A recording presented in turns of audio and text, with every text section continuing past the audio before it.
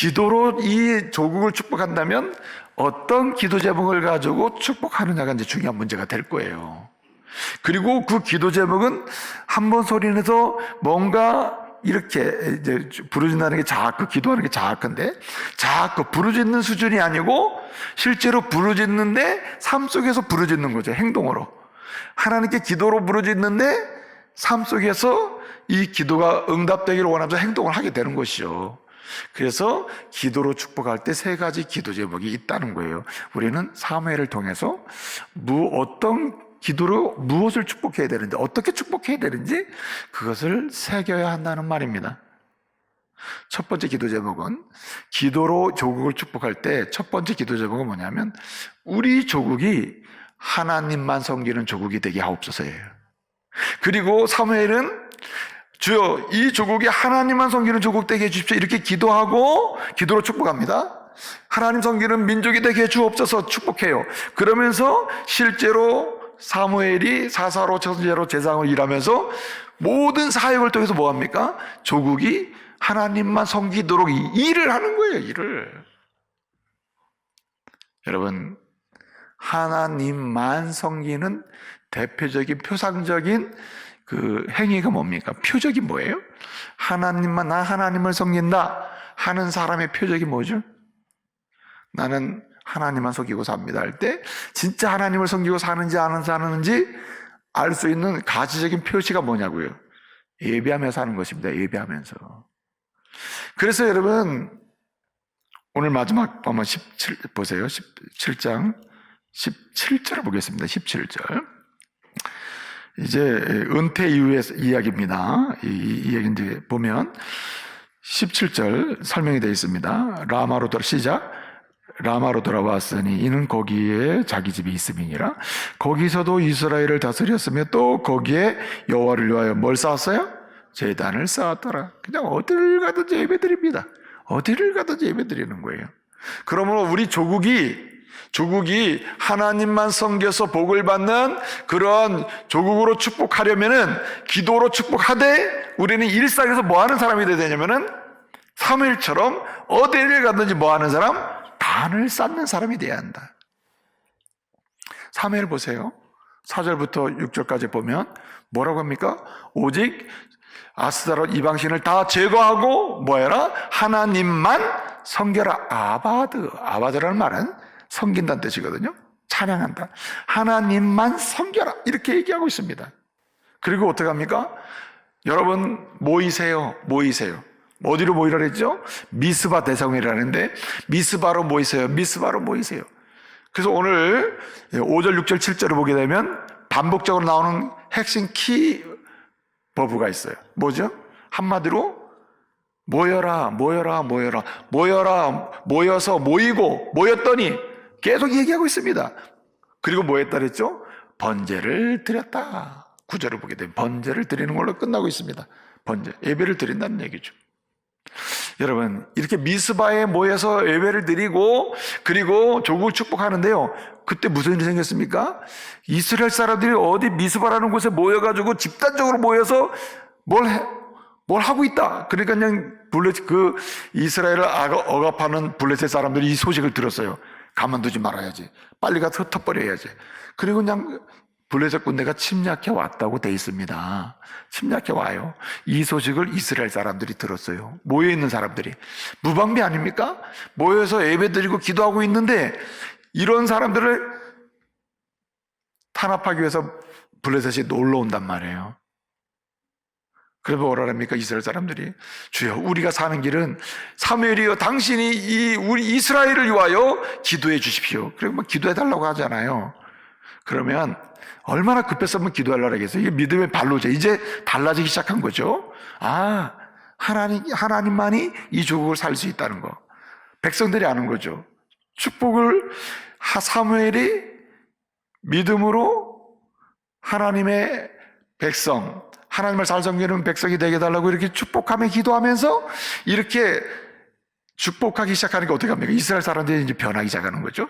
그러니까 블레셋이 쳐들어왔을 때 하나님께 기도해서 우리를 살려달라고 이렇게 얘기한단 말이에요. 자, 그러면 사무엘이 어떻게 됩니까? 걱정하지 말라고 그냥 기도합시다. 그리고 그냥 주님, 지금 우리가 예배 드리는데 이렇게 쳐들어왔습니다. 우리가 회개 먼저 하고 금식까지 하고 있는데 쳐들어왔습니다. 저들을 이렇게 기도하면 되는 거 아닙니까? 급하잖아요. 그런데 사무엘은 기도하지 않았다니까요. 그렇게 기도하지 않습니다. 어떻게 합니까? 앞에서 금식 기도하고 뭐 이렇게 됐는데 뭐 하고 있습니까? 이제는 구절을 보니까 이렇게 얘기합니다. 번제를 드렸다고 했어요. 오늘 구절을 보면 이렇게 얘기합니다. 사무엘이 젖 먹는 어린 양 하나를 가져다가 온전한 번제를 여호와께 드리고 기도했다 그랬습니다. 무슨 얘기입니까? 조국이 하나님을 잘 섬기는 민족이 되게 달라고 이렇게 축복하잖아요. 기도를 하는데 그렇게 기도하면서 제일 먼저 하는 일이 뭐냐면 항상 예배를 하는데, 기도는 요청이지만 예배는 드리는 거거든요. 근데 여러분, 그렇게 급한 상황에서도 먼저 뭐부터? 하나님께 예배부터 하는 거예요. 그러니까 기도하는 건데 조국을 축복하는 역사가 확장됐다는 말입니다. 여러분, 아무리 급해도요, 내가 원하는 걸 달라는 게 중요한 게 아닙니다. 하나님을 예배하는 곳에서 우리의 기도가 응답되는 줄 믿으시기 바랍니다. 그래서 기도는 동떨어진 것처럼 보이고 나 혼자 기도한다, 기도 시간 따로 있는 것처럼 보여도 기도는 사실은 배경이 있어요. 배경이 뭐냐면 하나님을 예배하는 배경에서 기도가 시작되는 것입니다. 내가 어떤 개인 기도 드린다 하더라도 이미 내 마음은 하나님을 예배하옵니다, 하나님을 찬양합니다, 하나님께 영광 돌립니다, 하나님만 섬깁니다, 하나님 예배 받으십시오 라고 하는 믿음의 고백이 전제되어 있어요. 그리고 나는 지금 뭐하고 있냐면 기도하고 있는 것입니다. 그래서 하나님만 잘 섬기는 민족이 되게 해달라고 기도함으로 축복하는데, 이 축복의 상황이 실제적으로 뭘로 나타나면 일상의 예배로 나타난다는 거죠. 그래서 모이기를 기뻐하는 사람, 이 사람은 실제로 조국을 축복하는 사람이에요. 마태복음 18장 20절을 보게 되면 두세 사람이 모인 것에 내가 함께하여 영광 받으시고 그 기도에 응답한다, 이렇게 말씀하고 있습니다. 그만큼 능력 있는 기도, 그래서 실제로 기도한 대로 조국을 축복하는 방식은 예배에 달려있다, 이 말입니다. 여러분, 우리 조국을 축복하실 때 기도하는 가운데 이 조국이 하나님만 잘 섬기는 조국 되게 해달라고 그렇게 축복하시고, 이런 여정 속에 저와 여러분이 예배에 헌신할 수 있기를 바랍니다. 일상 예배, 가는 데마다 담을 쌓는 거예요. 가는 데마다. 여러분, 김구 있지 않습니까? 김구 선생님이 있잖아요. 김구 선생님이 해방을 맞이해서 이제 상해 임시정부의 사람들과 함께 귀국을 하거든요. 귀국을 하는데 그 귀국해서 이제 귀국 연설을 합니다. 수많은 사람, 군중이 모인 거예요. 연설을 하는데 연설이 이제 굉장히 길었어요. 긴데 그 내용 중에 굉장히 중요한 내용이 있습니다. 김구 선생님이 이렇게 연설합니다. 제가 여러분 앞에 이렇게 섰는데 부끄러움과 또 하나는 희망을 가지고 섰습니다. 부끄러움이란 내가 불완전한 정부를 가지고 독립운동을 그렇게 오랫동안 하고 들어왔지만, 독립운동을 하느라고 했지만 불완전한 정부를 가지고 여기 들어왔습니다. 그런 면에서 부끄러움이 있습니다. 그러나 내 뒤에는 그리스도의 정병들이 있습니다. 그리스도를 신실하게 따를 수많은 사람들이 있습니다. 그리고 위로는 하나님이 계십니다. 그러므로 나는 부끄러움 속에서도 나는 하나님이 어떻게 일하실지를 바라보면서 여기 와 있습니다. 이렇게 얘기를 한 거예요. 두 번째는 희망을 가지고 들어왔다 그랬잖아요. 희망이란 다시는 이 민족을 멸시하거나 이 조국을 침략당하는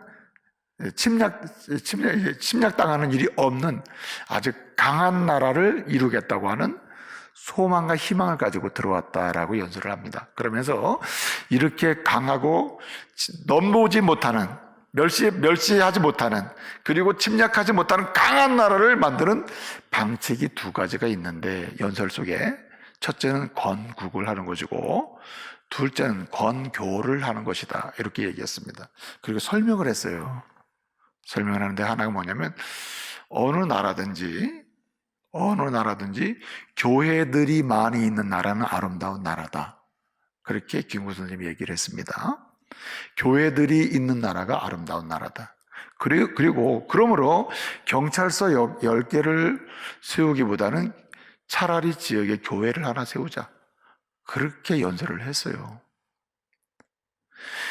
하나님의 능력의 손으로 어떻게 함께 하시느냐에 따라서 이 조국의 미래는 달려있다. 이렇게 얘기한 겁니다.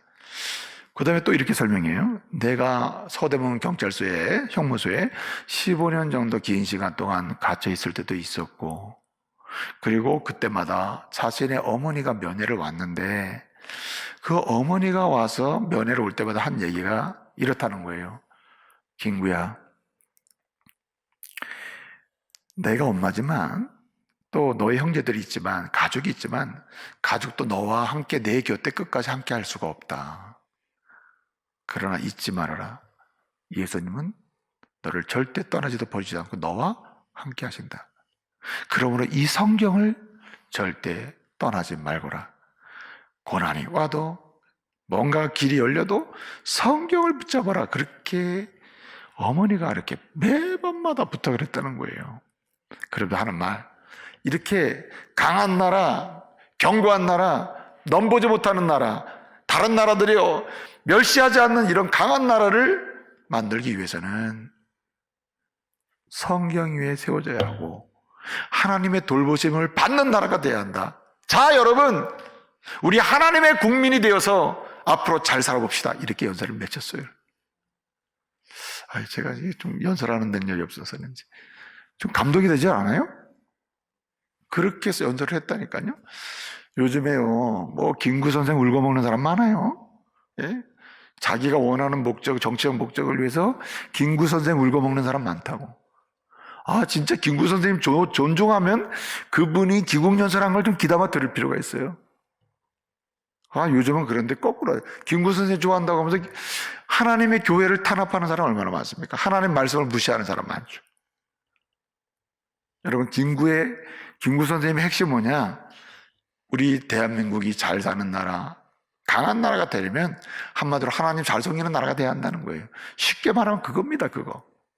오늘 누구의 전통이죠? 이게 사무엘의 전통이에요. 사무엘처럼 조국을 축복한 사람이 김구였다는 거죠. 또 하나는 오늘 여기 말씀 보게 되면 어떻게 축복해야 되느냐? 바른 나라가 되도록 기도해야 됩니다. 하나님, 우리 조국이 의로운 나라, 바른 나라가 되게 해주십시오. 그렇게 기도하면서 우리는 어떻게 해야 됩니까? 바른 나라가 되도록 힘써 일을 해야 합니다. 먼저 내 자신이 바른 사람, 도덕적인 사람, 윤리적인 사람, 말씀에 순종해서 의를 추구하는 사람이 돼야 합니다. 그럴 때 어떻습니까? 조국을 진정으로 기도하며 축복하게 되는 것이죠. 여러분, 재밌는 사실은 뭐냐면, 이스라엘 백성은 기도 안 하겠습니까? 오늘 여기 미스바에 모여서 막 여호와 앞에 물을 길어서 쏟는다. 이 말은 뭐냐면 회개한다는 말이고, 그리고 금식한다는 말은 완전히 하나님께 의탁한다는 말이거든요. 하나님의 뜻대로 되기를 소원한다는 뜻이거든요. 맡기는 거거든요. 자, 그런데 왜 이스라엘 사람들이 기도하면 되지 사무엘이 기도해달라고 그랬을까요? 또 사무엘은 예배드리고 기도했더니 뭐가 됐습니까? 기도했더니 무슨 일이 생겼습니까? 여호와께서 응답하셨다고 했습니다. 9절 하반절, 이스라엘을 위하여 여호와께 부르짖음에 여호와께서 뭐 하셨더라? 응답하셨더라.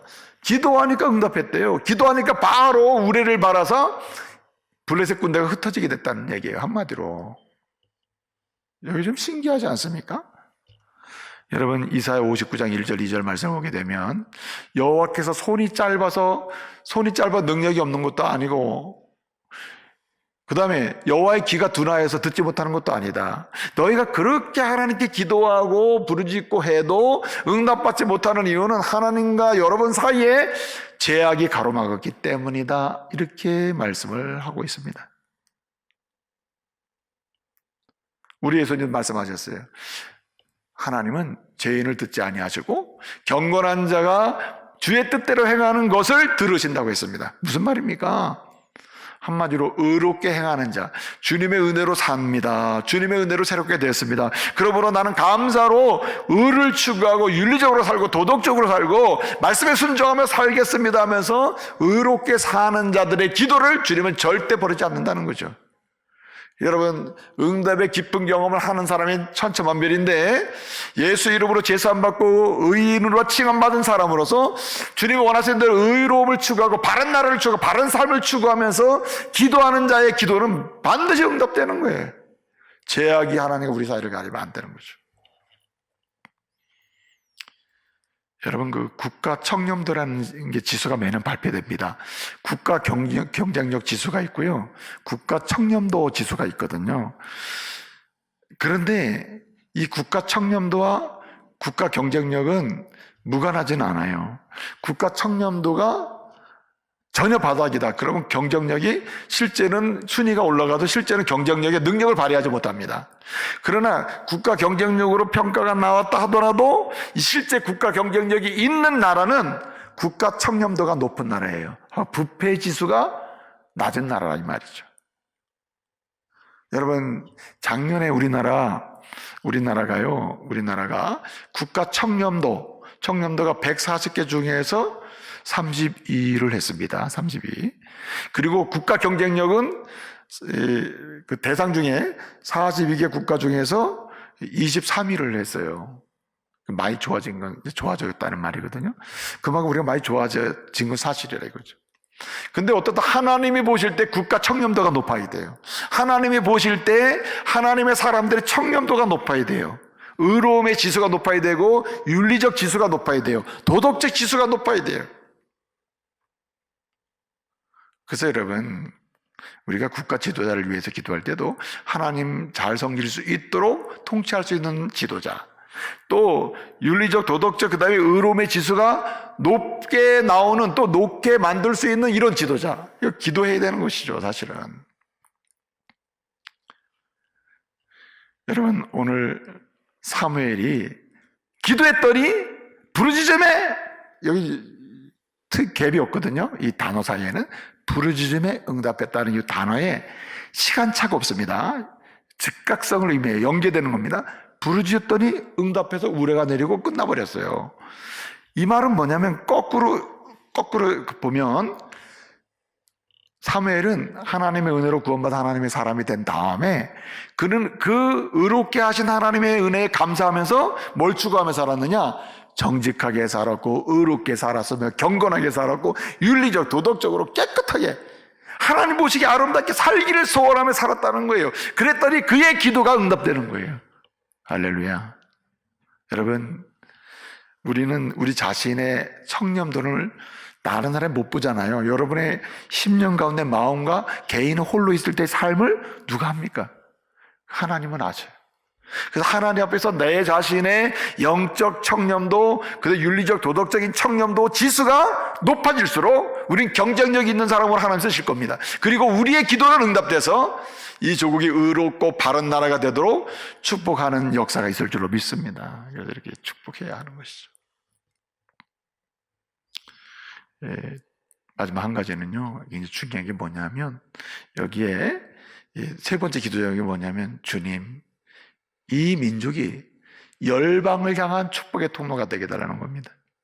한마디로 이것은 굉장히 중요한 부분인데, 출애굽기 19장 5절 6절에 너희가 이 언약의 말씀을 지키고 말씀을 청종하면, 출애굽기 19장 5절입니다. 출애굽시켜주시고 구원의 은혜 주신 다음에 이스라엘 백성들에게 약속한 겁니다.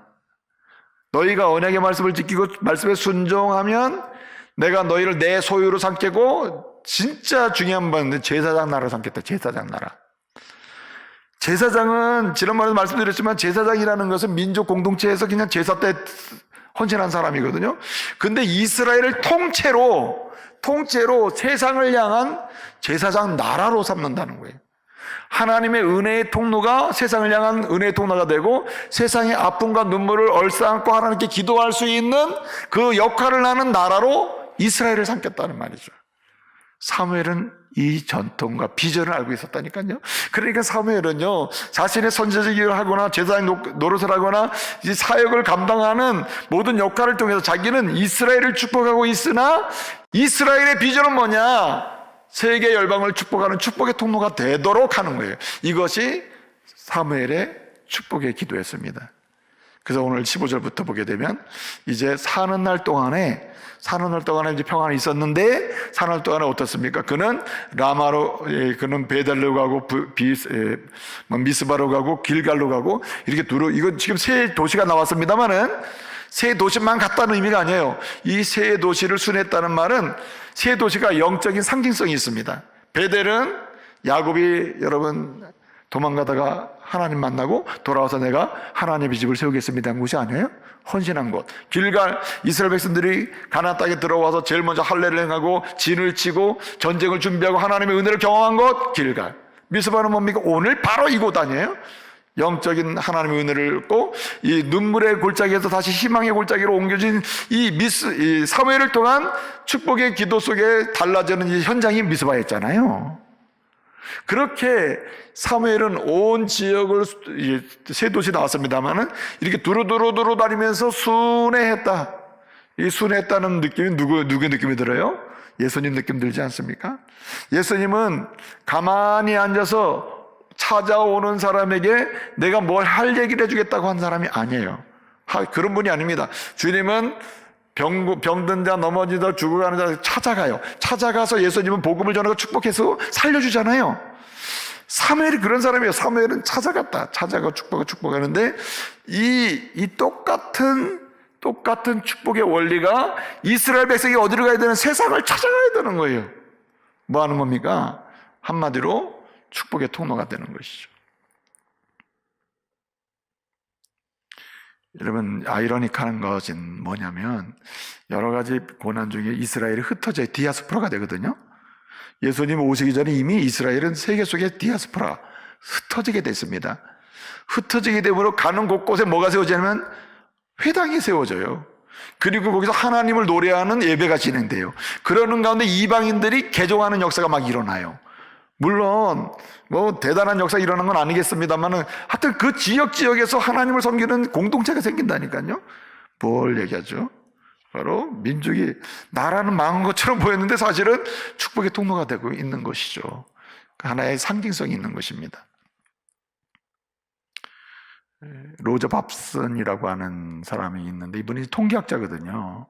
이분이 이런 얘기를 했어요. 뭐라고 얘기했냐면 한 나라의 롱런 계속 지속적으로 강해지는 나라가 되는 길은 지적 성장과 영적 성장이 동시에 되는 나라다. 이렇게 얘기했습니다.